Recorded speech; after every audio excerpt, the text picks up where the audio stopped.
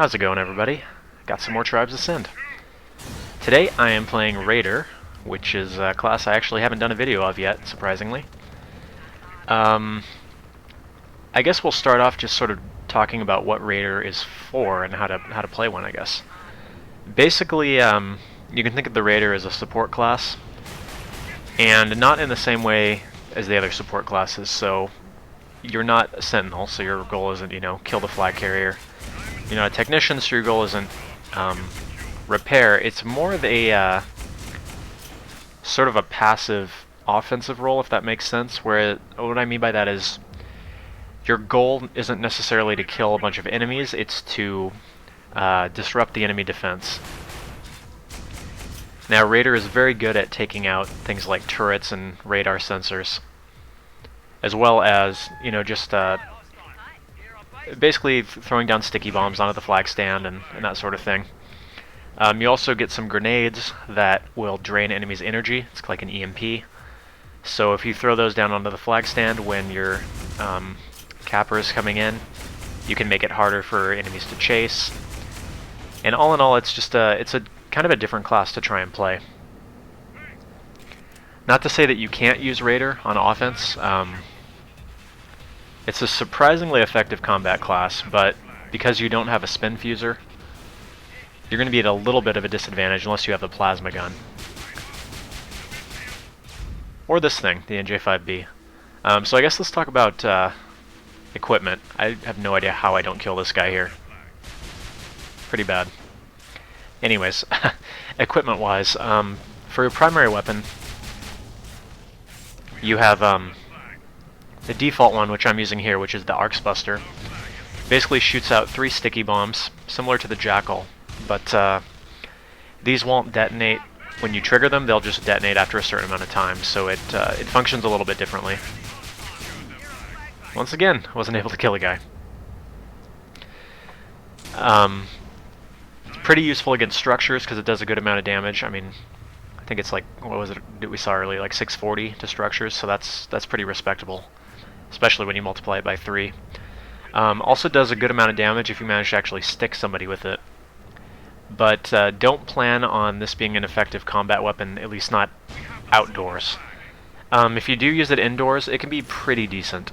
And then again, there are also ways to make it effective outdoors, and you'll see some examples of that in this video.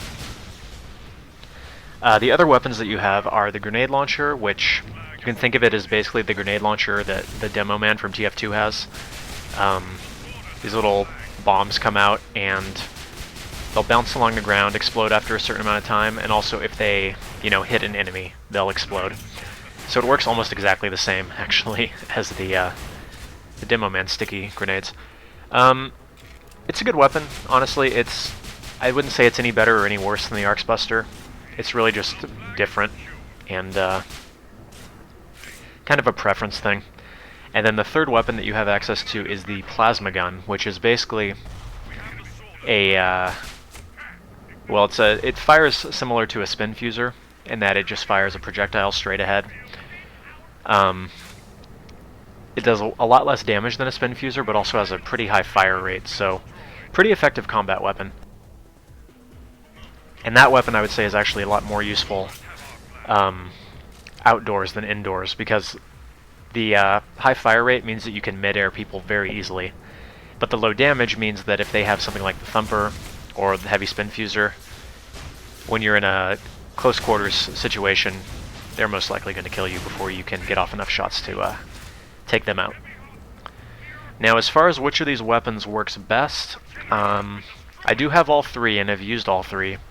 I find that I personally prefer the Arcsbuster. The plasma gun is good.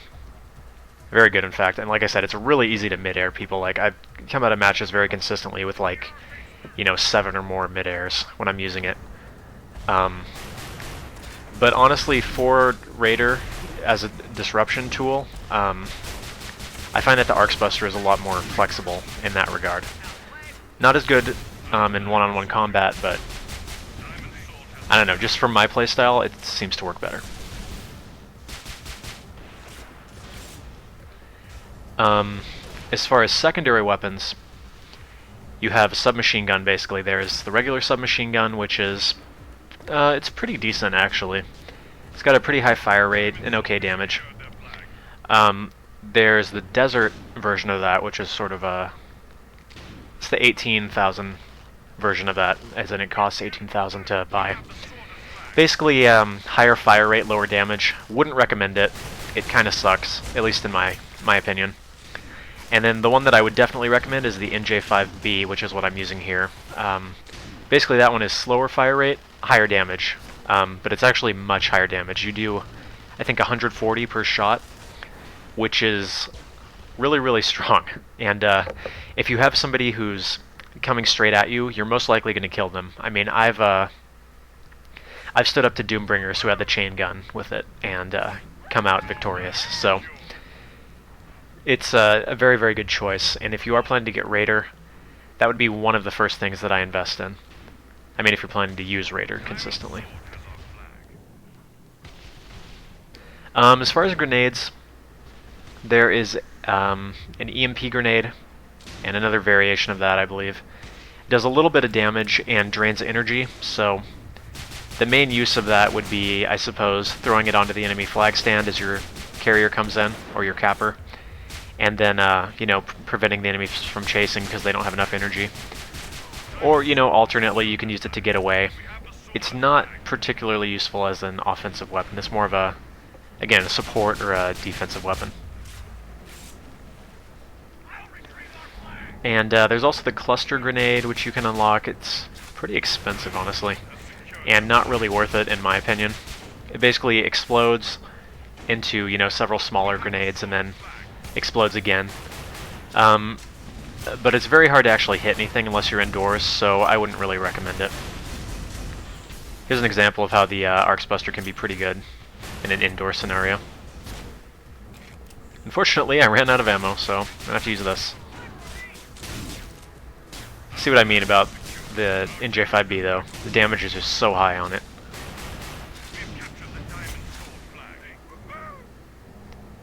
I think I'm just gonna run here because I only have a few shots left with this thing, so. You can take on a brute indoors as Raider without too much trouble, but I figured, you know, there's not really any point in risking it when I can go out and defend the flag carrier instead.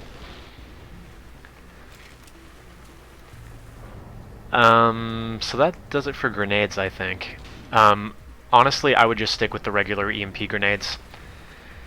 From my experience, the cluster grenades aren't really worth getting.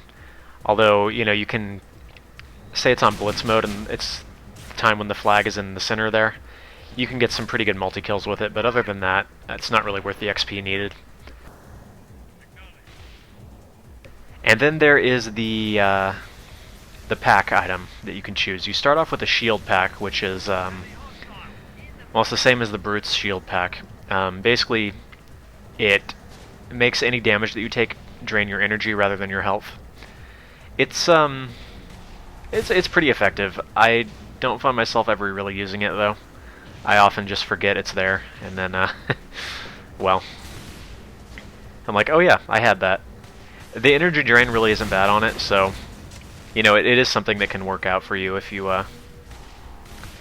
you know, if you find yourself indoors a lot, it can be pretty good for that. But what I would recommend doing is getting the Jammer pack, which is, yeah, no way I was surviving that.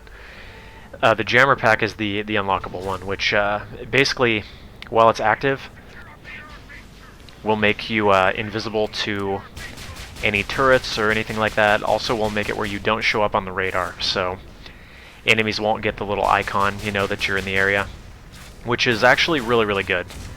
You actually saw that at the beginning of the video when I was taking out the turrets. You notice I was just standing straight in front of the turrets because I had the Jammer pack active. It'll also hide teammates if you're next to them, but that's not really that big a deal. So I would say probably if you're going to play Raider, what I would invest in would be the NJ5B, which is this thing, and the Jammer pack. Both are very good. Which one you want to get first really depends. For offense, definitely this weapon, and for everything else, you know, the Jammer pack's pretty good. As far as perks go, Scavenger, or I'm sorry, Survivalist is always good in every single situation. I don't think there's a single class that doesn't benefit from Survivalist, so use that.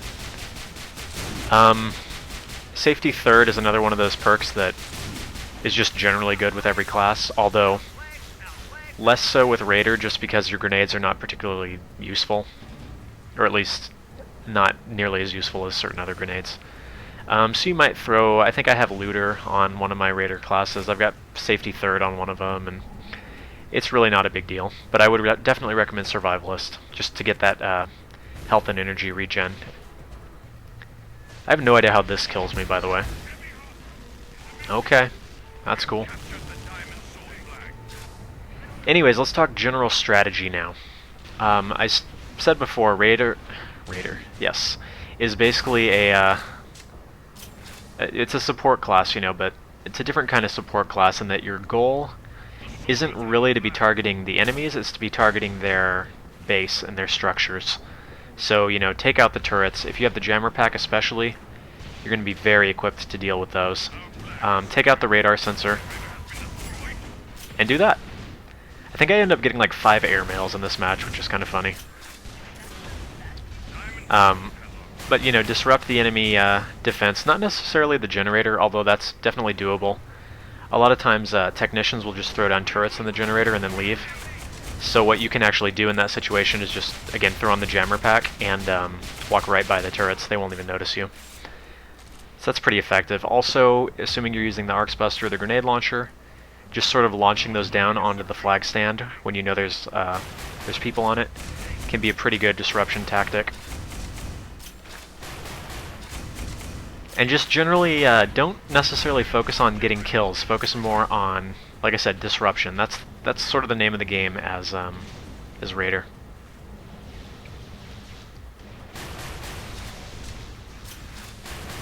And again, if you do decide to go indoors, you can be pretty deadly, whatever weapon you're using.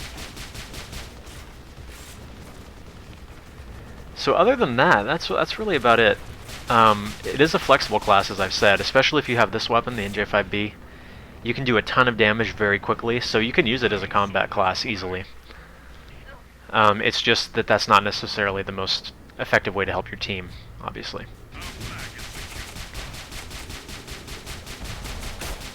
You can see this is just eating that guy's health away very, very quickly. And he should have just kept going because I was going to let him go, but, well, he's dead now. This is one of those weapons that I feel is a little bit, just a little bit, overpowered still. When it first came out, it was more so, and they patched it. I feel like maybe it should do a little bit less damage. I don't know, maybe not. It just seems like a lot of times you go up against this weapon and there's just no way to win. And for that reason, it's sort of like with the LMG with Juggernaut that I was talking about last time. If I'm attacking somebody with it and they run, I'll usually just let them go, because it's so obnoxious having somebody chase you with one of those weapons. But that's just me. If you want to make people rage, then by all means, just chase them with this weapon.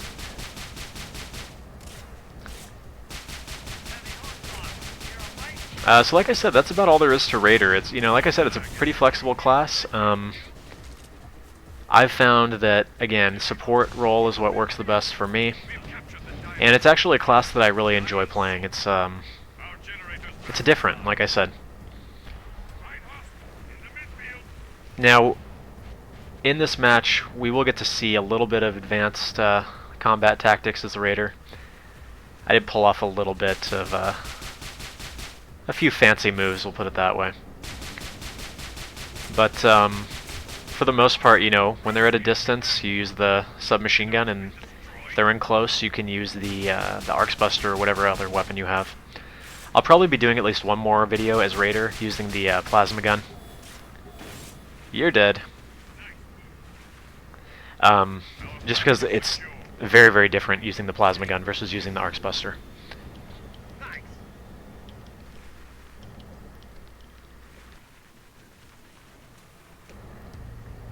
This poor sniper up here, I must have killed him 2 or 3 times when he wasn't paying attention. But then again, it's If you're playing Sentinel and you're not paying attention, that is your fault.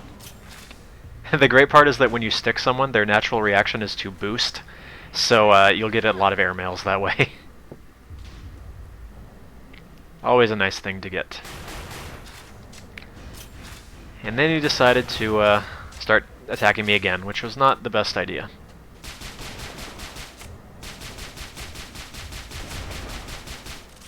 Again, you see just how few hits it actually takes to kill somebody with this, especially if they're a light class.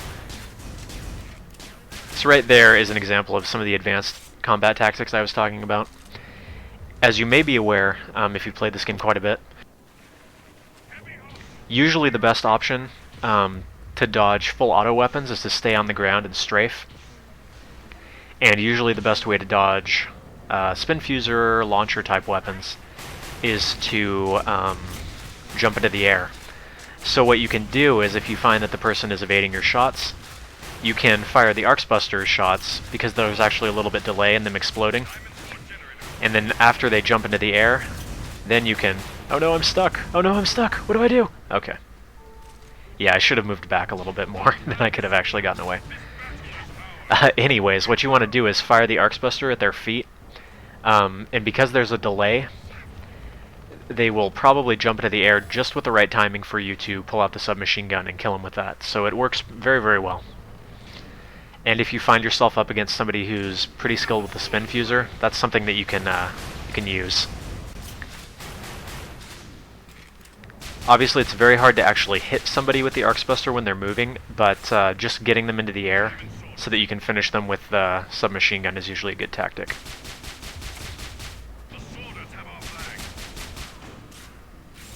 Now I'm going to have another really stupid death right here. I just assumed that this guy was going to die, so I didn't bother dodging. But he showed me.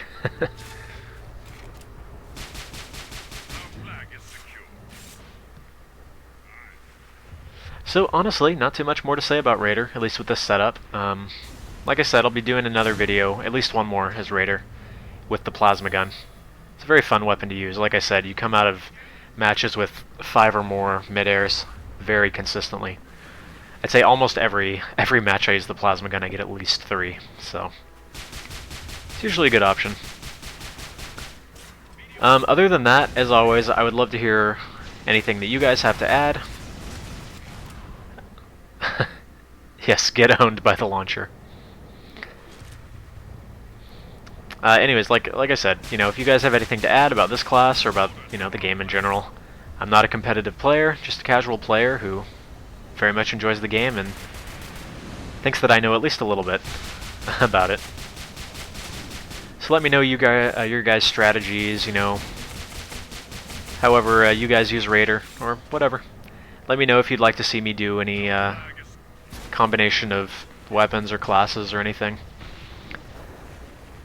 I've still got lots of stuff I haven't even covered yet, and that doesn't include just, getting good matches and posting those, so I don't foresee myself running out of Tribes content anytime soon. Another airmail. Awesome.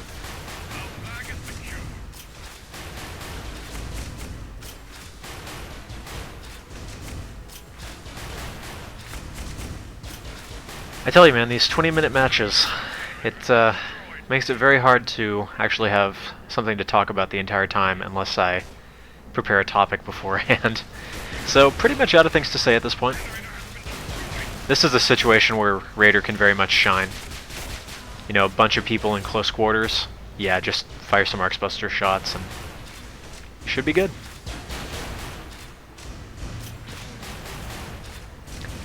Not much else to say about the match, although I think we do end up winning this 5-0.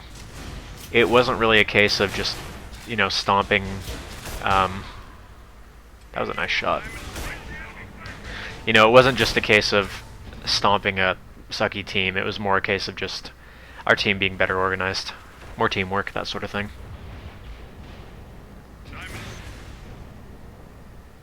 I know I've said it a billion times, but I never want to post a match where we just, stacked teams and that sort of thing, where it's just like, yeah, we didn't win because we were good, we just won because the other team wasn't good. you know, I don't want to do that kind of match because it's boring.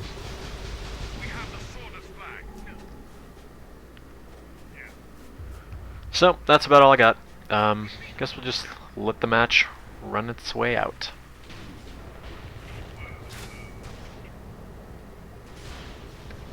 I think I'm gonna get one last airmail on this guy. Yep. So wonderful.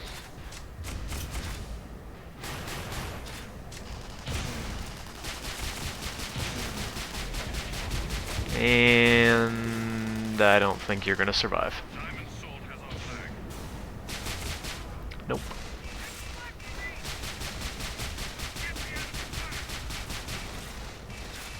This was a pretty intense moment for me. Not sure if I was gonna live or die. But, well, I won't spoil it for you.